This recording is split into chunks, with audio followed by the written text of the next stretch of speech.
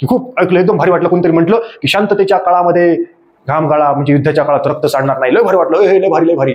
आणि मग आता परीक्षा 4-6 महिने लांब आहे, हे झोपले टर राहिले. आणि मग आता करणार नाही, ते ऐकलं लय भारी वाटलं सर, स्टेटसला टाकलं, लय जणांनी लाईक केलं, 10-12 जणांनी सेंड मी मेसेज केले. आणि मग त्याची अंमलबजावणी कोण करणार आहे? स्टेटसला टाकलं, सगळ्यांना बघितलं, तू बघितलं, झालं खुश, तू गेला झोपी, सगळ्यांनी लाईक मारलं, ते पण झोपी, सगळे झोपी गेले. अंमलबजावणी कोण करेल? बड्या बड्या बाता गाडवाच्या लाता.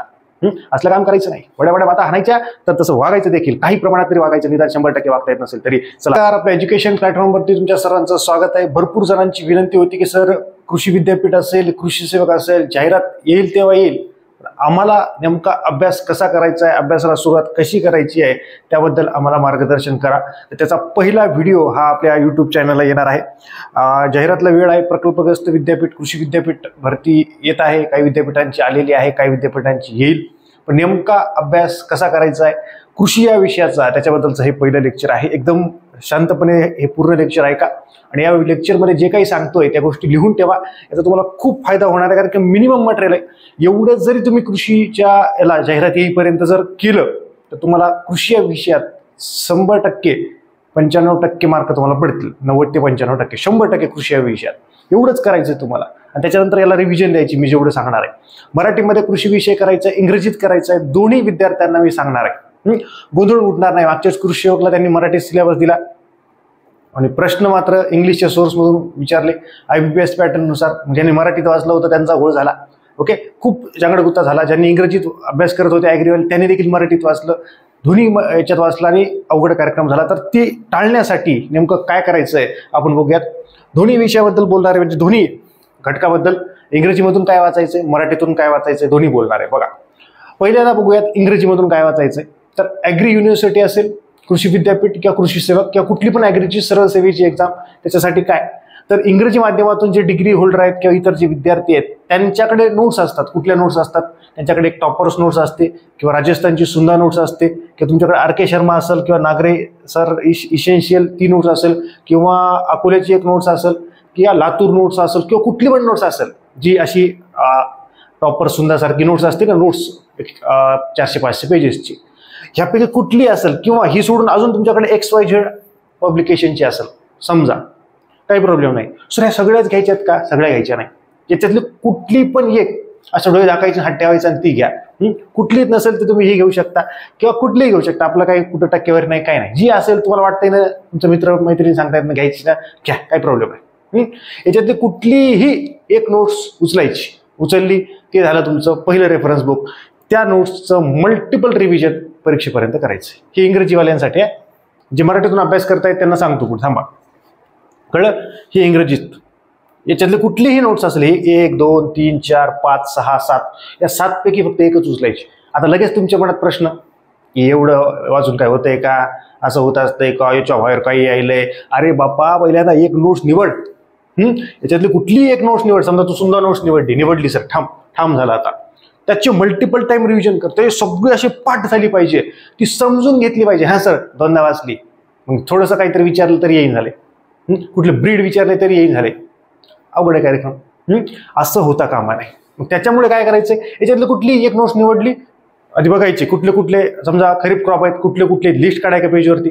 हॉर्टिकल्चर क्रॉप्स कुठले कुठले, लिस्ट, त्याचे बॉटनिकल नेम, त्याच्या व्हरायट्या आठवून बघा. सगळं बघा, लिस्ट काढा. त्याच्यामध्ये नेमकं काय आहे, ॲग्रोनॉमी म्हणजे नेमकं किती दिलंय, एक्सटेन्शन इतकुसच दिलंय. आता या नोट्समध्ये इतकुसच दिलंय, 2-4 पानाचंच आहे, संपलं, एका तासात पण होत नाही. मग तिच्यात बघा इकॉनॉमिक्स पण एवढं आहे. मग ते छोटे छोटे विषय पहिल्यांदा काय, ASDS घ्या, इथून उचला, संपवा. 4-5 तासाचं ASDS आहे. पाठांतर म्हटलं अजून 2 तास एका दिवसात, फार की बारके बारके विषय संपवा. कॉन्फिडन्स वाढवा.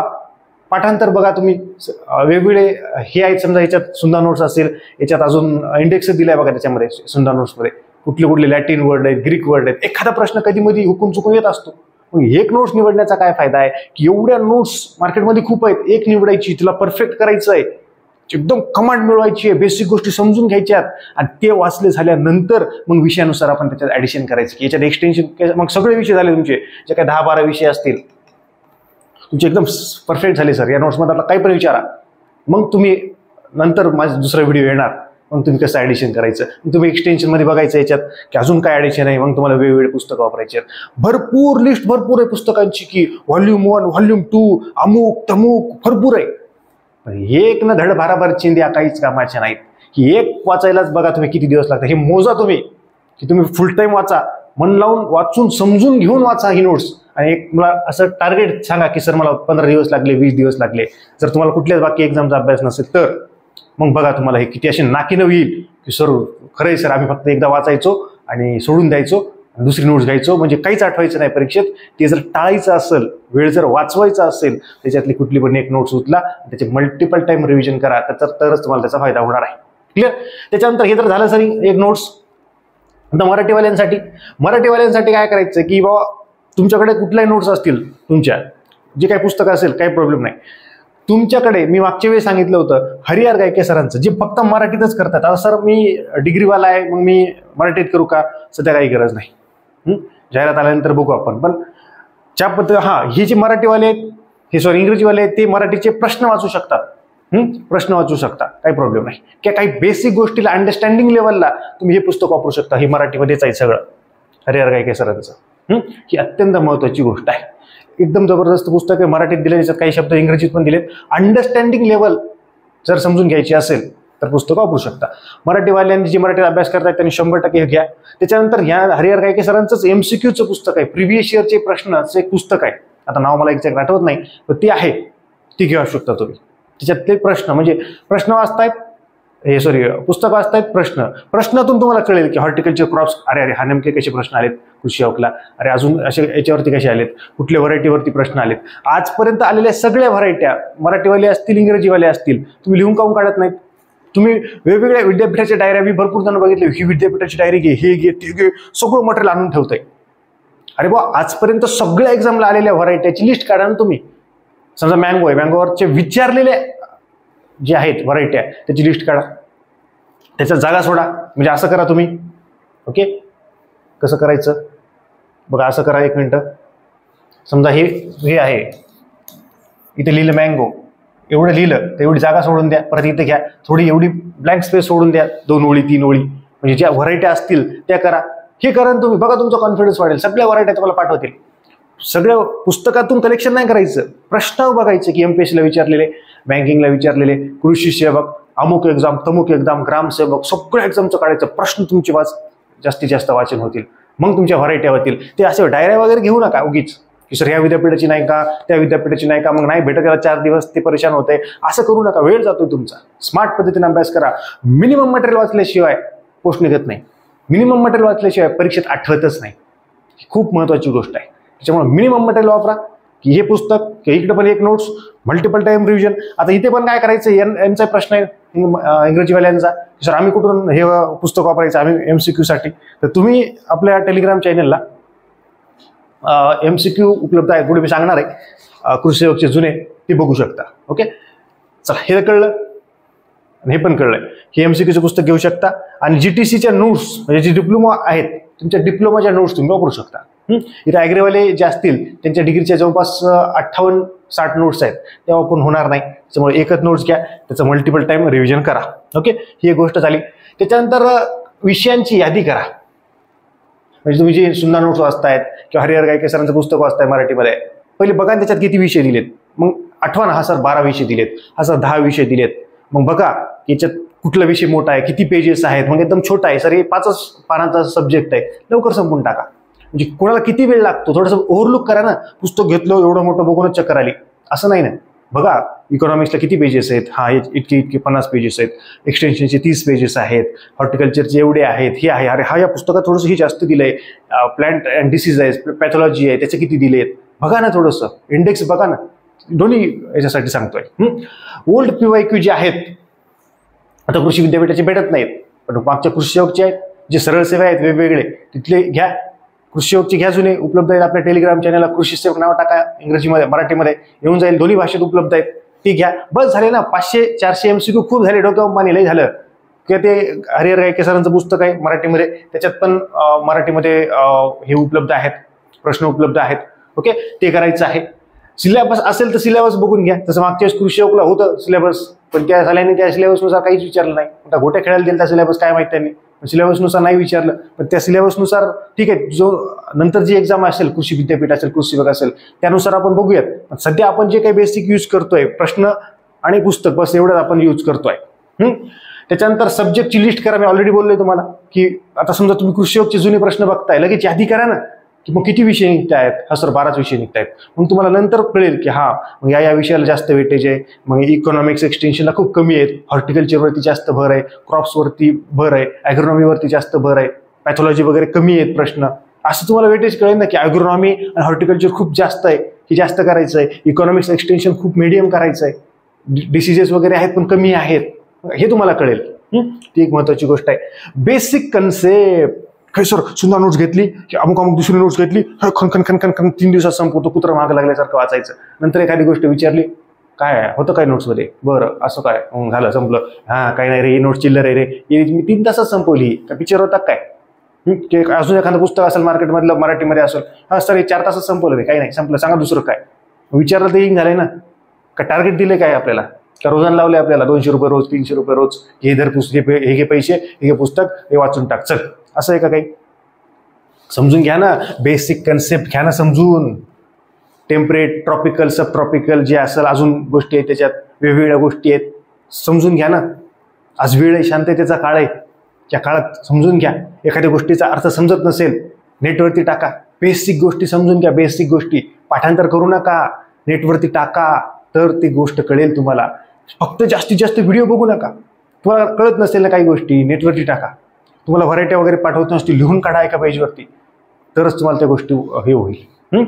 काय परीक्षेचे प्रश्न विचारलेत त्या प्रश्नानुसार वाचा, मग तुम्हाला ते समजेल. वेगवेगळ्या ब्रीड्स असेल, ब्रीडचे फोटो पण बघून घ्या, तुम्हाला त्याचे फीचर्स वगैरे बघितलं जाईल, तेव्हा तुम्हाला त्या गोष्टी आठवतील. अत्यंत महत्वाची गोष्ट आहे. त्याच्यानंतर उगीच वाचून संपू नका की टार्गेट आहे काय, मग संपवतो पटकन, लईच वेळ आहे, मग वाचावंच वाटण झालंय, असलं करू नका. एक पुस्तक निवडलंय ना आपण, बस हर हर महादेव तुटून पडायचं त्याच्यावरती, काहीच नाही. वाचून आणि समजून घ्या. वेळ जाऊ द्या, आज वेळ लागेल तुम्हाला. आज एक्सटेन्शन वाचायला तुम्हाला 2 दिवस लागतील, काय हरकत नाही. इकॉनॉमिक्स वाचायला 2 दिवस लागतील, हरकत नाही. पण सगळं पाठ होईल का नाही? सगळं तुम्हाला गोष्टी वर्क होतील. आज तुम्हाला हॉर्टिकल्चर वाचायला 8 दिवस लागतील, ॲग्रोनॉमी वाचायला पण 8-10 दिवस लागतील, काय होत नाही, महिना लागेल एक नोट्स वाचायला. पण एकदम परफेक्ट त्याच्यात काय आहे काय नाही पाठांतर करून समजून कन्सेप्ट क्लिअर होतील, अशा पद्धतीने तुम्ही वाचून समजून घ्या, पाठ करून घ्या, मग तुम्हाला त्याचा फायदा होणार आहे.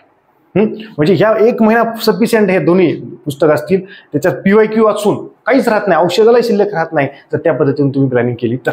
ओके, ह्या 6 गोष्टी करा. की विषयांची यादी करा, की नेमके किती विषय आहेत पुस्तकावरून, PYQ वरून पुस्तकाची यादी, विषयांची यादी करा.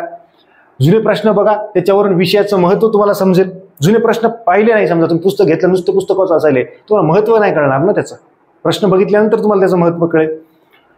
कोणत्या विषयाला किती प्रश्न आहेत, किती गुणाला आहेत, हे जुन्या प्रश्नावरून कळेल तुम्हाला. समजा तुम्ही 200 प्रश्न वाचले कृषीयोगचे किंवा 100 क्वेश्चन वाचले, मग या 100 प्रश्नांची विभागणी अंदाजे करू शकता ना, की सर ॲग्रोनॉमीला 22 प्रश्न, हॉर्टिकल्चरला 18 प्रश्न, एक्सटेन्शनला 10 प्रश्न, इकॉनॉमिक्सला 7 प्रश्न, पॅथॉलॉजीला 5 प्रश्न, एंटोमॉलॉजीला 3 प्रश्न, ADSला 8 प्रश्न, करंट अफेअर्स असेल तर काही योजना आहेत त्याच्यात 2 प्रश्न.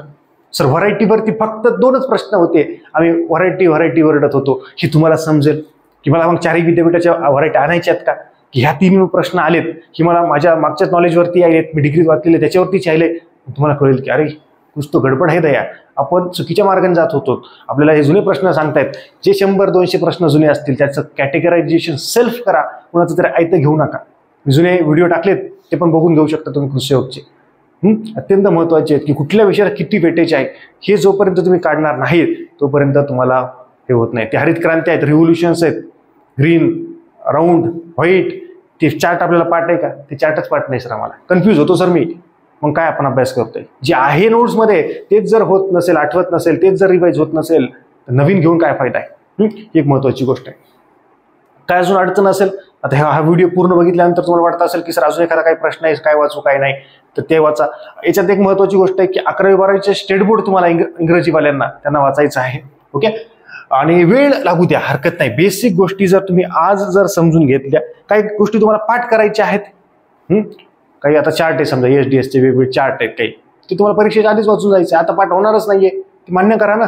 पण तुम्हाला काय पाठ करायचंय, काय परीक्षेच्या आधी वाचायचंय हे कधी समजेल, तर तुम्ही आजच्या शांततेच्या काळात जर तुम्ही घाम गाळला तर युद्धाच्या काळात तुम्हाला रक्त सांडायची गरज पडणार नाही. ओके, की असं डायलॉगबाजी आपण खूप ऐकतो, त्याचा अंमलबजावणीच आपण कधी करत नाही. की खूप ऐकलं, एकदम भारी वाटलं, कोणतरी म्हटलं की शांततेच्या काळामध्ये घाम गाळा, म्हणजे युद्धाच्या काळात रक्त सांडणार नाही. लय भारी वाटलं, हे लय भारी लय भारी. आणि मग आता परीक्षा 4-6 महिने लांब आहे, हे झोपले टर घुरायले. आणि मग आता कर ना, नाही ते ऐकलं, लय भारी वाटलं सर, स्टेटसला टाकलं, लय जणांनी लाईक केलं, 10-12 जणांनी सेंड मी मेसेज केले. आणि मग त्याची अंमलबजावणी कोण करणार आहे? स्टेटसला टाकलं, सगळ्यांना बघितलं, तू बघितलं, झालं खुश, तू गेला झोपी, सगळ्यांनी लाईक मारलं, ते पण झोपी, सगळे झोपी गेले.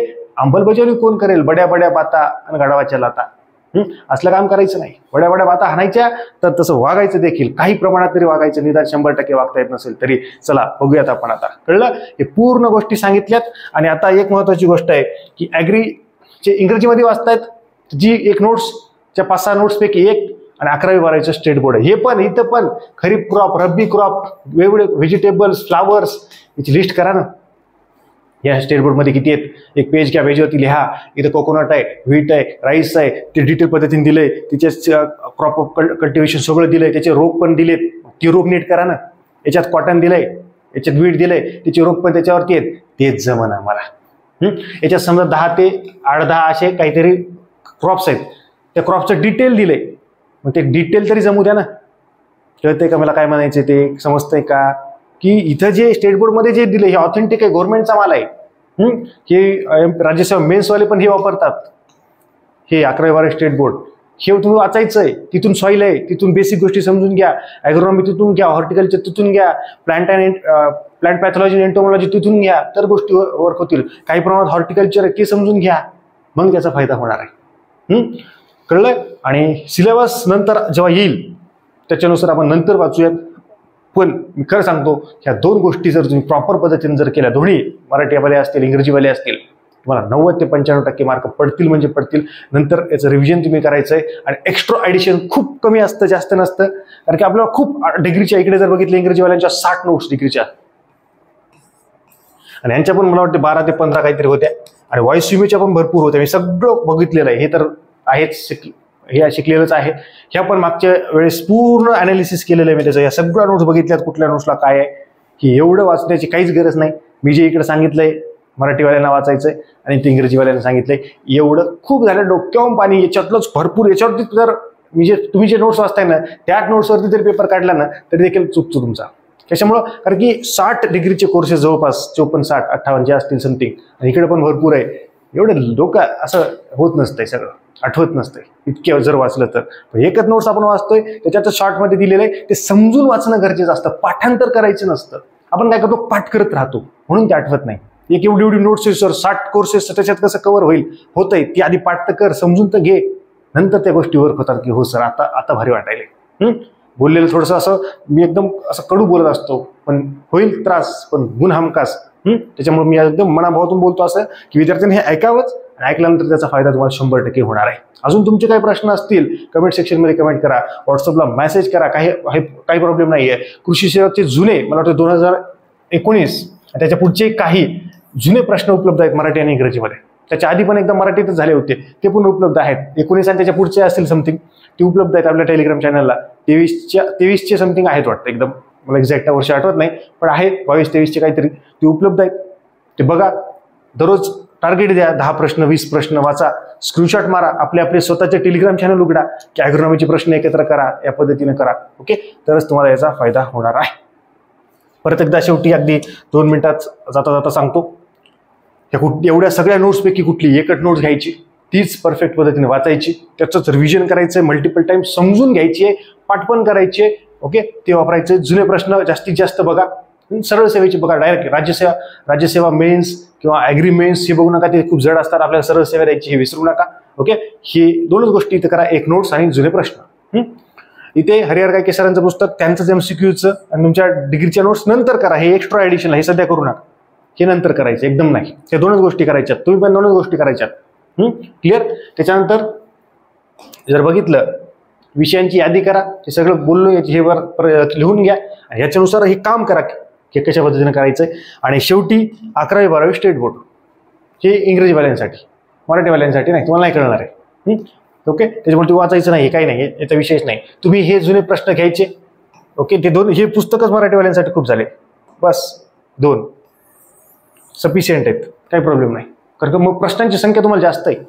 इकडे जी इंग्रजीवाले आले त्यांना प्रश्नांची संख्या कमी सापडेल. पण जसे जसे मिळतील तसं मी आपल्या टेलिग्राम चॅनलला टाकून देतो. ज्यांनी आपलं टेलिग्राम चॅनल जर जॉईन केलं नसेल तर डिस्क्रिप्शनमध्ये लिंक आहे. स्वराज्य अकॅडमी ओम सर हे टेलिग्राम चॅनल आहे, त्याला कॉपी करायचं. बऱ्याच जणांना टेलिग्राम चॅनल जॉईन करता येत नाही, तर डिस्क्रिप्शनमध्ये जे लिंक असते त्याला कॉपी करायचं आणि टेलिग्रामला जाऊन सेव्ड मेसेजमध्ये तिथं क्लिक करायचं, तिथं पेस्ट करायचं, नंतर त्याच्यावरती क्लिक करायचं किंवा सरळ सरळ इथून कॉपी करा, टेलिग्रामला तुमच्या मित्राला कुणालाही सेंड करा, त्याच्यावरती पेस्ट करा, तिथे कॉपी पेस्ट करा मित्राला, त्याच्यावरती क्लिक करा, जॉईन होता येईल. हे भरपूर जणांना समजत नाही की सर जॉईनच झालंय, हे वेगळाच एरर यायलाय असं म्हणतात. ठीक आहे, काही काही गोष्टी आता सांगावं लागतात त्यांना. इतर काही गोष्टी जे मोबाईल वापरायचा आहे, इंस्टाग्राम वापरायचं आहे, अमुक अमुक एखादा पिक्चर डाउनलोड करायचा आहे टेलिग्रामवरून, मग ती नाही सांगायची गरज पडत, बरोबर होते ते. पण हे ठीक आहे, काही हरकत नाही. काही गोष्टी होत असतील तर तुमचे जे काही प्रश्न असतील वेगवेगळ्या एक्झामबद्दल जे काही असतील ते कमेंट सेक्शनमध्ये कमेंट करा. अगदीच वाटलं तर व्हॉट्सअपला मला मेसेज करू शकता. काही बोलायचं वगैरे असेल तर कॉलिंगला टाइम घेऊन तुम्ही मला माझ्याशी बोलू शकता. तर अशा जबरदस्त लेक्चर्स पुढच्या व्हिडिओमध्ये भेटूयात. पण हे विसरू नका की आपला जे व्हिडिओ आहे हा आवडला असेल तर जास्तीत जास्त जणांपर्यंत शेअर करा. भेटूयात पुढच्या लेक्चरमध्ये. तोपर्यंत धन्यवाद.